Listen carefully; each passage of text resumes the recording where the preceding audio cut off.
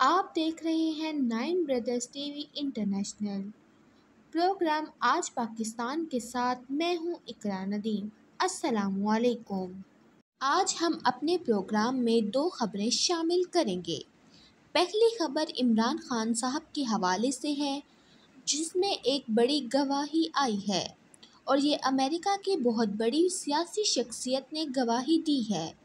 اس کو بھی پروگرام میں شامل کریں گے اور پھر لندن سے بھی ایک خبر آئی ہے۔ اسحاق ڈار پاکستان جا رہے ہیں اور کیا مینڈیٹ لے کے جا رہے ہیں، کیا وعدے ان سے کیے گئے جو یہ پورے کریں گے اور پھر ان کے ذمے کیا کام لگایا گیا۔ نواز شریف کی طرف سے ایسے بھی پروگرام ہیں، ہم یہ سب کچھ شامل کریں گے۔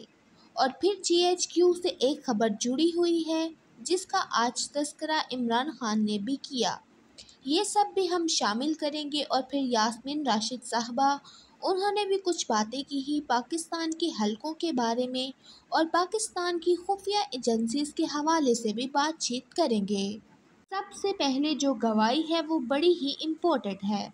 سب سے پہلے بھی گواہی آئی تھی امریکہ کے اندر سے، ایک اور گواہی آئی تھی رشیا کی طرف سے۔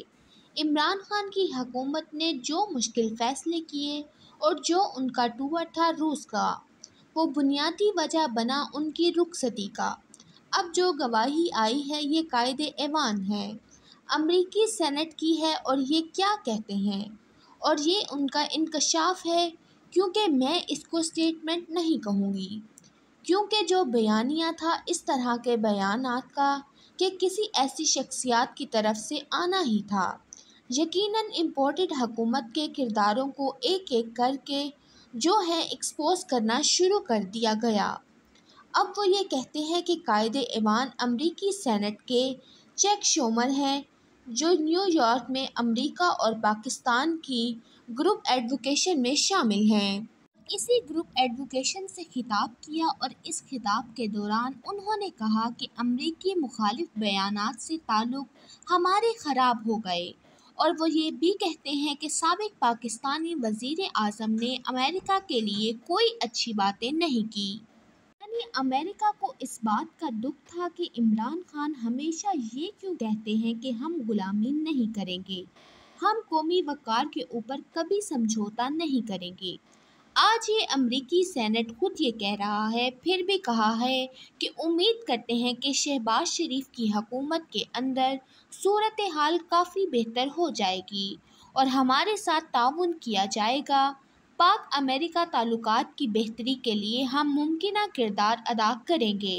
اور اسی کے لیے تیار بھی ہیں۔ اور پھر انہوں نے تھوڑی سی بات جو ہمیشہ کرنی ہوتی ہے میڈیا کے لیے کہ پاک بھارت تعلقات میں بہتری ہونی چاہیے، اور پھر بھارت کے اندر جو مسلمانوں کے ساتھ سلوک ہو رہا ہے اس کی مذمت بھی کرتے ہیں۔ لیکن کس طرح سے دیکھتے ہیں اس بیان کو، خصوصاً اس وقت جب امپورٹڈ حکومت کا بیانیہ ایکسپوز ہو گیا اور امپورٹڈ حکومت کو لانے والے جو کردار تھے وہ بھی ایکسپوز ہوئے۔ عمران خان کو جو بیانیہ دیا گیا اس وقت اپنے عروج پر نظر آ رہا ہے۔ یہ جو بیان ہے اس کے پیچھے اصل میں 3 کہانیاں ہیں اور تینوں کہانیاں بڑی ہی دلچسپ ہیں۔ امریکہ کے لیے بہت دلچسپ ہے، پاکستان کے لیے آپ کہہ سکتے ہیں کہ بہت ہی خطرناک ہیں۔ اب جو یہ بات کر رہے ہیں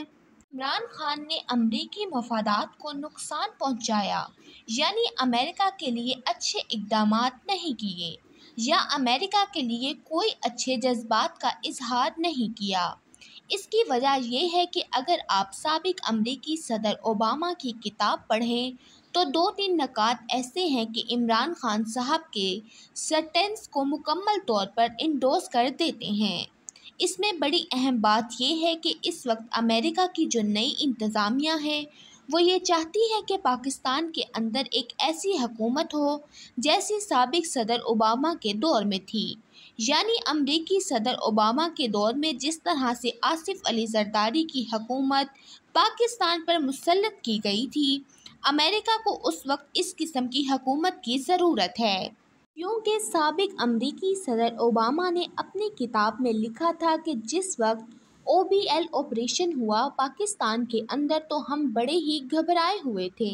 ہمارا خیال تھا کہ پاکستان سے ابھی ہم نے بڑے کام لینے ہیں اور دہشت گردی کے خلاف جنگ میں پاکستان سے ابھی ہم نے بڑا کام اٹھانا ہے،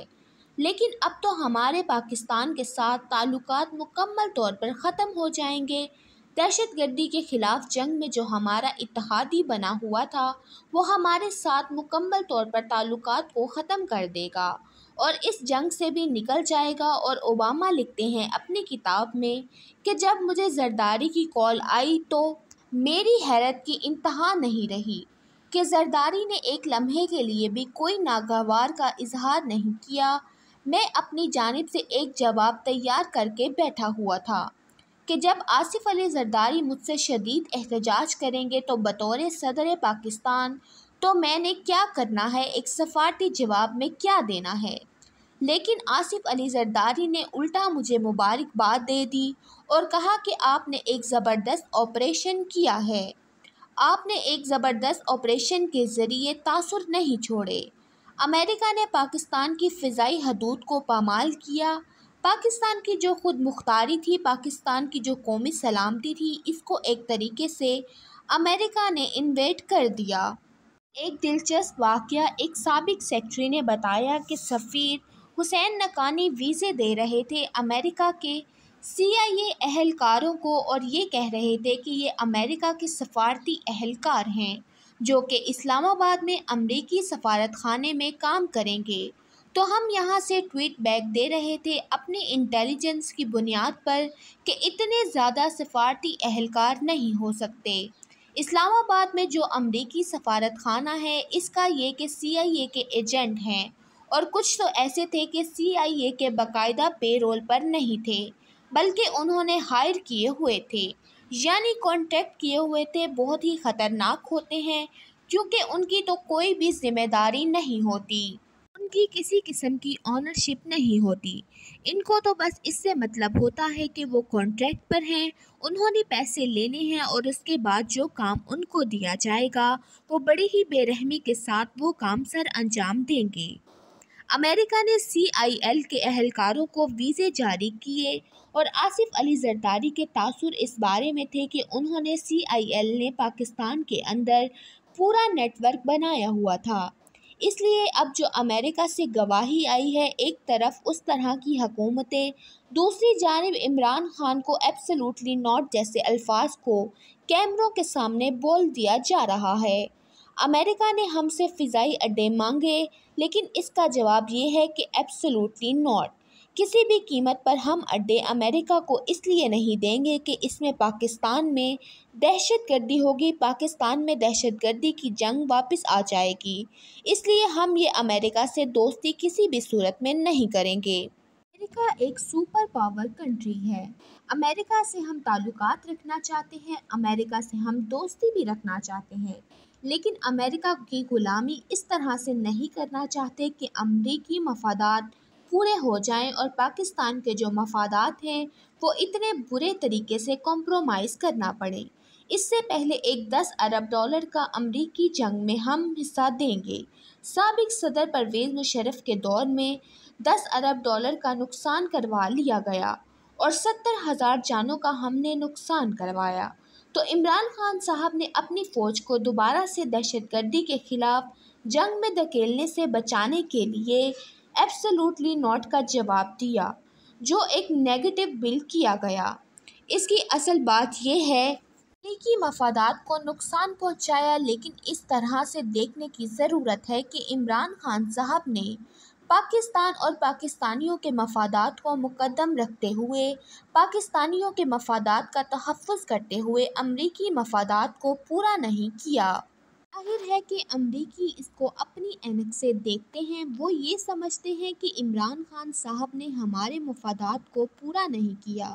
تو امریکہ والے جو ہیں وہ اپنے مفادات کے تحت اپنے موقف میں بالکل ٹھیک ہیں۔ ان کا موقف یہ ہونا چاہیے، ان کو تو اپنے مفادات عزیز ہیں، لیکن اس میں شرمناک بات یہ ہے کہ وہ پاکستان کے لیے ہمیں بھی جس طرح سے امریکہ نے اپنے مفادات دکھائے، ہمیں بھی اسی طرح اپنے مفادات دیکھنے چاہیے تھے، اور جب خان صاحب نے ہمارے مفادات کا تحفظ کیا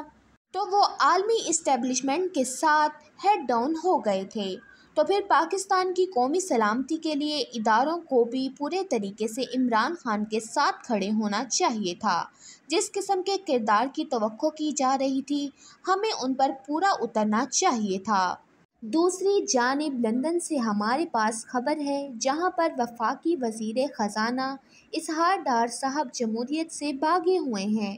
اور پاکستان میں کئی سالوں سے نہیں گئے۔ ان کی نیشنلٹی کا مسئلہ ہے یا پھر کسی طرح سے پاکستان سے باہر رہنے کے لیے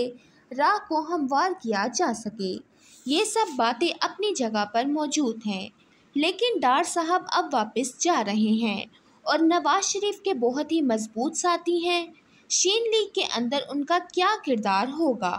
انہوں نے جو انٹرویو دیا وہ جولائی کے تیسرے ہفتے میں شاید پاکستان جائیں گے،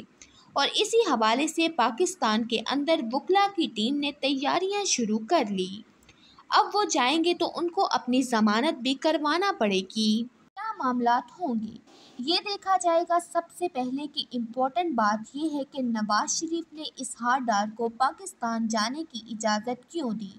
اور ان کی مرضی کے مطابق وہ پاکستان کیوں جا رہے ہیں۔ ایک دم سے ڈار صاحب ٹھیک بھی ہو گئے، حالانکہ ان کی میڈیکل رپورٹ بھی انتہائی خراب رہی ہے۔ ڈار صاحب پاکستان جا کر کیا کریں گے کہ معیشت ٹھیک ہو جائے گی یا وہ پھر ایک دم سے اٹھ کر اپنے پیروں پر چلنا شروع ہو جائے گی؟ پہلی بات تو یہ ہے کہ اسحاق ڈار صاحب اگر تو پاکستان آتے ہیں اور سیدھا جیل نہیں جاتے، اگر کسی ڈیل کے تحت حفاظتی ضمانت مل جاتی ہے تو پھر چیف جسٹس بندیال صاحب کو اور سپریم کورٹ کو جو دیگر جج صاحبان ہیں ان کو عدالت کے کمرے سے باہر نکلنا چاہیے اور عدالت کو تالے لگا دینے چاہیے۔ اس کے ساتھ ہی ساتھ جتنے بھی ہائی کورٹس ہیں اور احتساب کی عدالتیں ہیں ان سب کے شٹر ڈاؤن کر دینے چاہیے اور مکمل طور پر پاکستان کے عدالتی نظام کو ٹھپ کر دینا چاہیے۔ کہ اس کی وجہ یہ ہے کہ ڈار صاحب پر فرد جرم بھی عائد ہوئی تھی اور پچھلے 5 سالوں سے جب بھی ان کو بلایا گیا ان کے وکلاء عدالت میں پیش ہو کر یہ کہہ دیتے رہے کہ وہ شدید علیل ہیں۔ اس کی وجہ سے وہ پاکستان کی عدالتوں کو سامنا نہیں کر سکتے، حالانکہ سب کو پتہ ہے کہ انہوں نے سیاسی پناہ کی درخواست بھی دے رکھی تھی اور وہ پاکستان میں کس طریقے سے شاہد خاقان عباسی کا طیارہ، وہ پرائم منسٹر تھے تو خلاف ضابطہ استعمال کرتے ہوئے پاکستان سے فرار ہو گئے۔ ان کو ایک انٹرویو میں ان کی صحت کے متعلق سوال کیا گیا تو انہوں نے کہا کہ مجھے ڈاکٹرز نے کہا ہے کہ میں 10 دنوں میں مکمل طور پر فٹ ہو جاؤں گا۔ جیسے ہی کرپٹ ٹولہ پاکستان پر مسلط کیا گیا تو اسحاق ڈار مکمل طور پر ٹھیک ہو گئے، اور پھر اب ہمارے ادارے اور ان کا قانون کدھر ہے؟